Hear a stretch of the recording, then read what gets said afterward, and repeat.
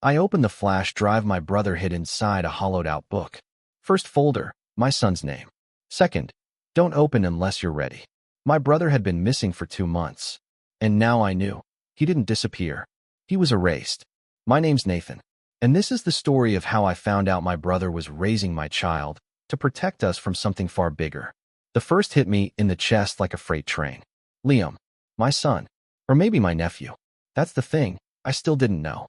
3 months earlier, on what was supposed to be my wedding day, my ex, Emily, showed up with a little boy on her hip, Liam.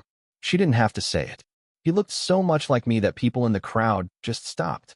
But it wasn't just the resemblance. She handed me a manila envelope right there at the altar. Inside, a DNA test. 99.98% confirmation. Liam was mine. The real shock wasn't the result. It was the timeline. Jason helped, she said. When things got bad, I didn't know how to reach you. I didn't think I should. I asked her what that meant. She said she'd run, scared, overwhelmed, and Jason had stepped in. Not just for a weekend. For nearly a year. He never told me. I said. He promised he wouldn't, she replied. Said it wasn't time. Said you'd be safer not knowing. Until it mattered. And now it mattered. Because Jason was gone. And the child he'd quietly helped raise was mine. I opened the Liam folder first. Inside were scans of documents. A birth certificate. Medical records. But not from our hometown. These were from Atlanta. And the father's name was blank. Then came the photos. Jason holding Liam. Feeding him. Reading to him on a couch that looked nothing like the places Jason usually called home. There was love in those photos. Familiarity. Not like an uncle visiting once in a while. Like a father. Like he'd been there, quietly, consistently, while I lived in ignorance. And then a video. I clicked.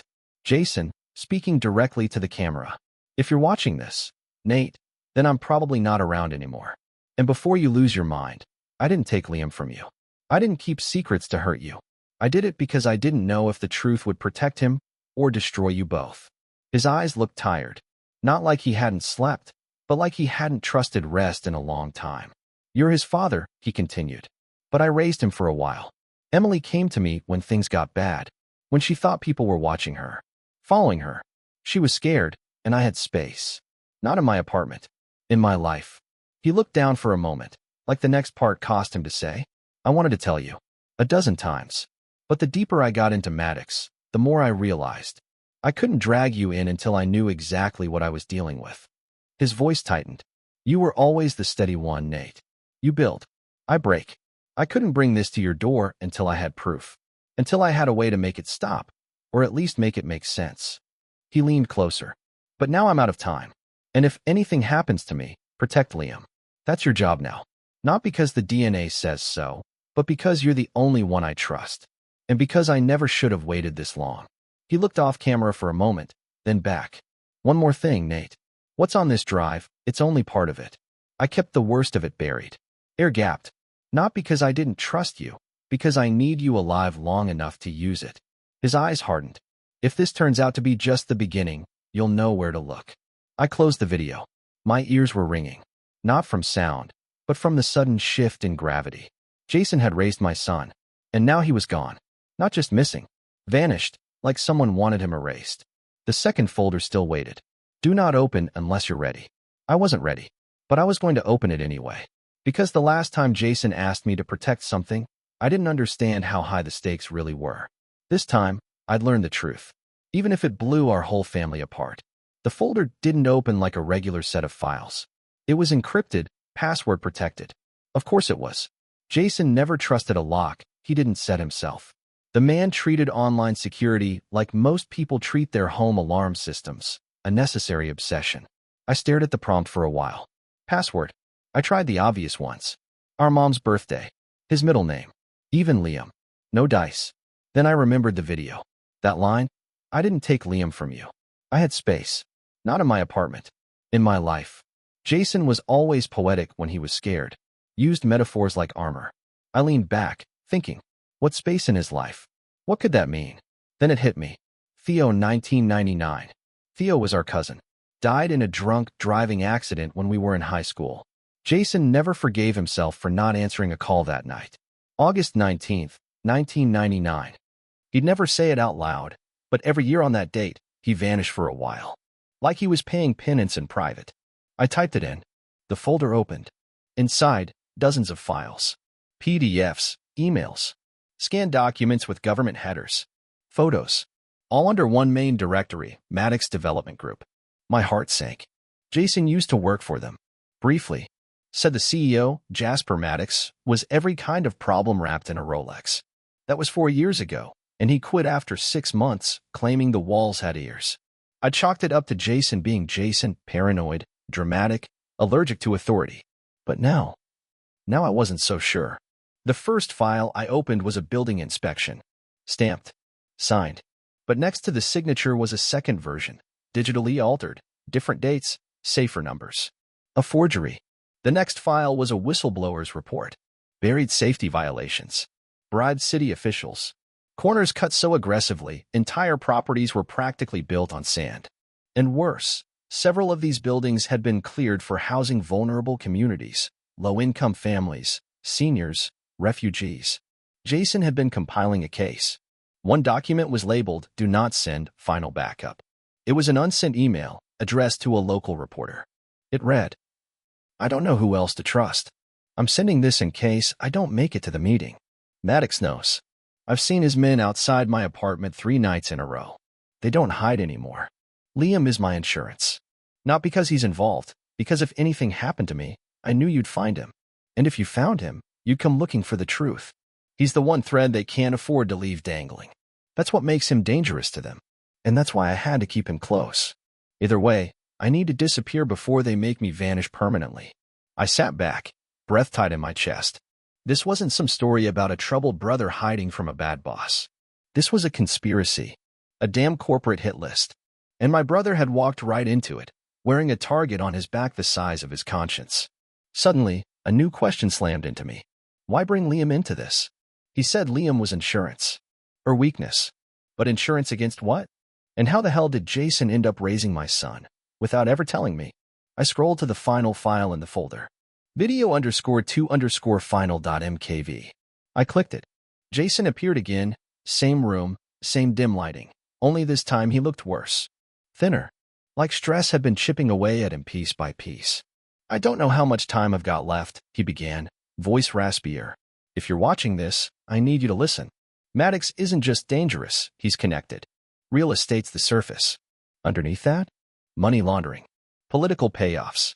And if they find out you have this drive, they won't just come for you. They'll come for the kid." My throat tightened. I tried to leave breadcrumbs. Safe ones. But someone's always one step ahead. If I vanish, don't file a report. Don't go to the police. Find Claire. She has the second half. I froze. Claire. My almost wife. The woman who walked away from the altar because I couldn't answer the question, "Is that your son?" fast enough. Jason's voice came back on. "She doesn't know everything." I didn't want to drag her in, but she helped me encrypt the files. I told her it was for a client. I think she suspected more. She's smart like that. If she still has the backup drive, it's with her father's firm. Ask her. The screen went black. No goodbye. No signature. Just silence. I sat there for a long time, hands clenched, heart beating a rhythm I couldn't slow. Jason was gone. The only person who might have answers was the woman I nearly married. And I had no idea if she'd even speak to me again. But I had to try, because someone was hunting the truth. And now, whether I wanted it or not, I was part of it. I didn't call Claire. Didn't text. I just showed up. It was late, close to midnight, and I didn't expect her to open the door. But she did. Hair pulled back, sweatshirt too big for her frame, bare feet on the porch like she'd been expecting a ghost, and got me instead. She didn't smile. Didn't scowl, either. Just leaned against the door frame and said, "You look worse than last time." I nodded. This time, I deserve it. A beat passed between us, the kind you can only survive if you shared something real once. Then she stepped aside, let me in without a word.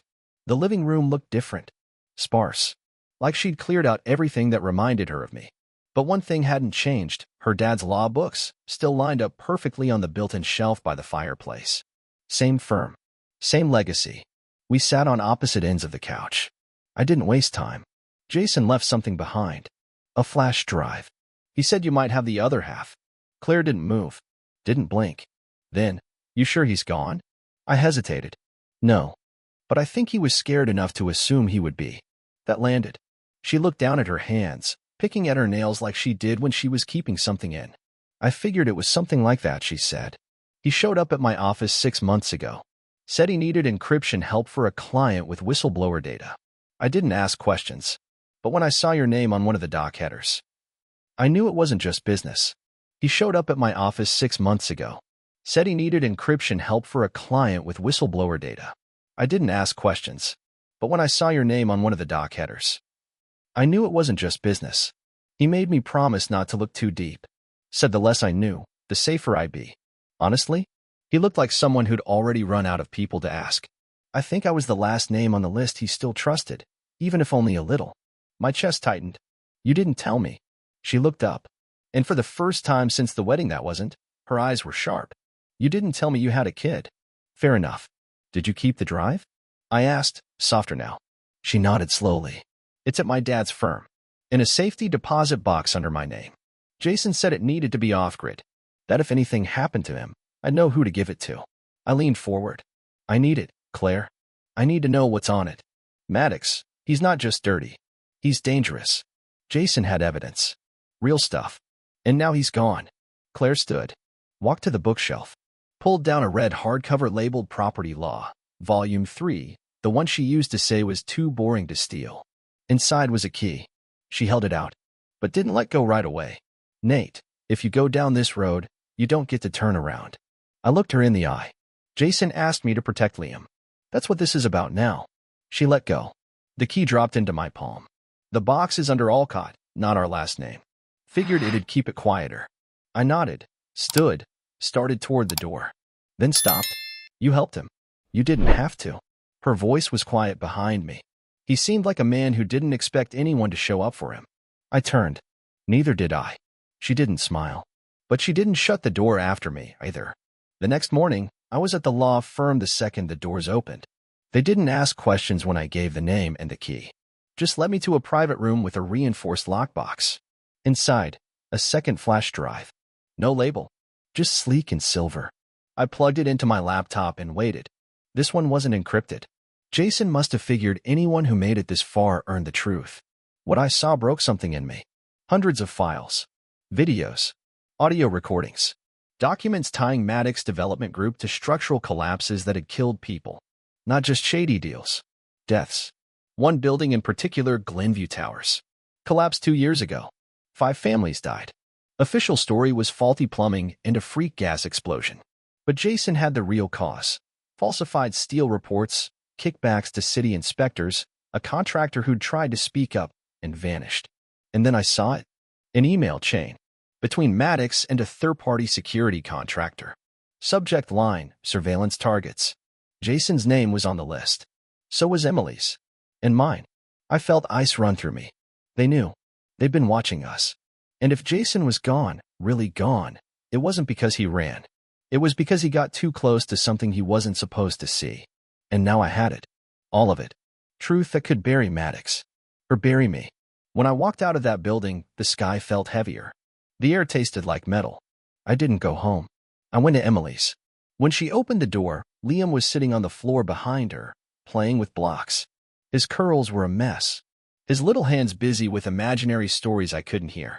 But when he looked up at me, he smiled, like he knew something had shifted. Emily stepped outside, closing the door gently behind her. You found something, she said. I nodded. They were watching you. Me. Jason. Everyone. She didn't look surprised. Do they know you have it? She asked. I don't think so. Not yet. She swallowed. Then we run. No, I said. We don't. Her eyes widened. Nate. I'm done running. Jason died trying to get this out. I'm not going to bury it just to keep breathing easy. She looked past me, like she was checking for shadows. So what now? Now I find someone who'll listen. Someone who can blow this up so wide, Maddox can't plug the holes fast enough. She was quiet for a long time. Then she said something I wasn't ready for.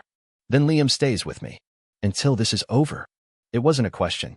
It was a mother's demand. I wanted to fight her. Say I could protect him too. That he needed his father. But the truth? He needed safety more. So I nodded. And walked away. With the drive in my pocket. and every reason in the world to burn the whole damn house down. You ever walk into a room and feel like the walls already know your name? That's what it felt like when I stepped into the newsroom. Not the glossy kind you see on TV, no buzz of cameras or clickety-clack of typewriters. Just a floor full of exhausted reporters who'd seen too many half-truths and buried too many real ones. I asked for the guy Jason had drafted that unsent email to. Sam Keller, editor, investigative desk. The kind of man who'd chew glass if it got him a headline with teeth. Rumor was, he once sued his own paper for spiking a corruption story. He met me in a glass-walled conference room. Thin guy, no tie, hair like he cut it himself, badly. I dropped the drive on the table like it was radioactive. Jason Rayner. My brother. You were supposed to meet him 2 months ago. Keller's face tightened. He never showed. He's gone. Missing. Maybe worse. I slid the flash drive across. This is everything he had. The backup copy. Maddox Development Group. Glenview Towers. Inspection fraud. Bribes. Possibly murder. He didn't touch it. Not yet. Just stared at me. You're willing to put your name to this? I nodded. It's already on the list. Along with his. And Liam's. His brow furrowed. The kid. My son. They were watching him, too. Keller leaned back, finally picking up the drive. Why now? I could have said revenge. Grief. Duty. But what came out was simpler. Because no one else will. He gave me a long look, then stood. I'll call you after I verify what's on here. If it's what you say it is, this goes wide. I left without shaking his hand. Didn't trust mine not to shake back. The next 24 hours were the slowest of my life. I stayed off the radar. Switched phones. Booked a cheap motel 2 towns over. Slept with my shoes on and a baseball bat by the bed. Paranoia is not pretty, but it's honest. Keller called just after sunrise. His voice was clipped, sharp with adrenaline. This is legit, he said. And you weren't exaggerating. I've got my top guys on it now. Legal's prepping clearance. We go live by Friday. That gave us 3 days. Maybe less. Because as much as I wanted to believe justice moves fast, so do men with something to lose. Thursday night, I came back to my apartment to grab a bag of clothes and Liam's favorite stuffed giraffe. He called it Mr. Lungy. Jason must have named it with him. The thought split my heart down the center. I was packing when I heard the sound. A soft click behind me. I turned. The front door, half open, but I knew I'd locked it. Then, the scrape of a boot on wood. Someone was inside. I didn't hesitate. I slipped into the hallway closet, pushed the door until it was almost shut, and held my breath. Footsteps crept through the living room. Slow. Deliberate. Someone who wasn't in a hurry, because they didn't think they needed to be. My hand wrapped around an umbrella, the only thing I could find. My fingers were shaking. I peeked through the crack. A man. Late 40s. Crew cut. Black gloves. Carrying nothing. He wasn't here to steal. He was here to find something. Or someone. He walked through my kitchen like he knew the layout. Jason once said the scariest thing isn't being watched. It's realizing someone already learned your rhythm. The man opened my laptop, took out a small USB device, and plugged it in. I had no idea what it was doing, but I didn't wait to find out. I kicked the closet door open and swung the umbrella like it was a sword. Caught him across the jaw. He stumbled, but didn't fall. I ran. Out the door, down the stairwell, hard in my throat. I didn't stop running until I hit the diner on 3rd and Main. The one with the security cameras. I called the police. Told them someone had broken into my place. Tampered with my electronics. I didn't mention Maddox. Or Jason. Or Liam. Didn't trust anyone enough for that yet. When I got back later with an officer, the apartment was clean. No sign of entry. No laptop. No USB. No sign of him. The cop asked if I had any video. I told him I ran straight to the diner. Figured their cameras might have caught something. But the manager just shook his head. System was down last night. No footage recorded. The officer gave me a look. The kind that says, "You sure this isn't in your head?" But I knew what I saw. They were watching. And now, they weren't waiting anymore. That night, I drove to Emily's. She opened the door before I even knocked. "You were followed," she said. I saw him. My stomach dropped. "Liam." She pointed to the back room. "Safe. For now. But this won't hold forever." I stepped inside. My son was sleeping on the couch, one hand on Mr. Longy's fuzzy neck. Emily watched me for a long moment. "You should have burned that drive." I shook my head. "No. I should have had this fight a long time ago." She took a deep breath. "Then I'm staying with him. And you do what you have to." I wanted to argue, to say I could protect them both. But the truth was, I couldn't be in two places at once. So I kissed Liam's forehead, held him longer than I needed to, then looked Emily in the eyes. If anything happens to me. She cut me off. Don't say that. Just do what Jason didn't get to finish. The story broke Friday morning. Front page. Everywhere. Corruption in the concrete. Developer linked to deadly collapse. My name was in the byline. So was Jason's. The response was instant. Outrage. Denials. Politicians backpedaling. Protesters outside Maddox HQ. And then, 2 hours after the article dropped, a phone call. Private number. I let it go to voicemail. But when I played it back, my stomach turned to ice. A man's voice. Calm. Crisp. You made your move. Now it's ours. Click. Jason's war had become mine. And I wasn't done fighting. Not until I found out what happened to him. Not until Liam could grow up without a shadow on his name. And not until the men who thought they could bury the truth learned what happens. When you dig too deep, they found a body. I got the call 3 days after the story dropped. A detective with a voice like sandpaper asked me to come to the city morgue. Wouldn't say much, only that they needed help with identification. I knew before I walked in. You don't get summoned like that for someone else's tragedy. The man on the slab wasn't whole. Bruised. Swollen. Face half unrecognizable. But the tattoo on the inside of his forearm, a compass rose we got together at 19, back when we thought direction was something you could buy with a needle and ink, told me everything I needed to know. It was Jason. Gone. Confirmed. And every cell in my body wanted to scream. But instead, I just stood there, staring at the shell of my brother, trying to feel something besides fury. The coroner said it looked like a fall. Maybe a jump. Suspicious circumstances, they said. But I knew better. Jason didn't fall. He was thrown. I left the morgue with a copy of the report and a thunderstorm inside my chest. Called Claire before I even started the car. She picked up on the first ring. They found a body. The call came from the city morgue. No details, just, we need your help. But I already knew. It was Jason. Bruised, swollen, barely recognizable, but the compass tattoo on his forearm said everything. The one we got at 19, when we thought direction came in ink. I stood there, not crying, not breaking, just burning. Claire answered on the first ring. He's dead, I said. Long silence. I need your help. One more time. What do you need? People you trust. People not for sale. She didn't pause. I'll call you in an hour. That night, I drove back to my motel using back roads, a Jason habit. And sure enough, someone was waiting. Not a threat. A woman in a blazer.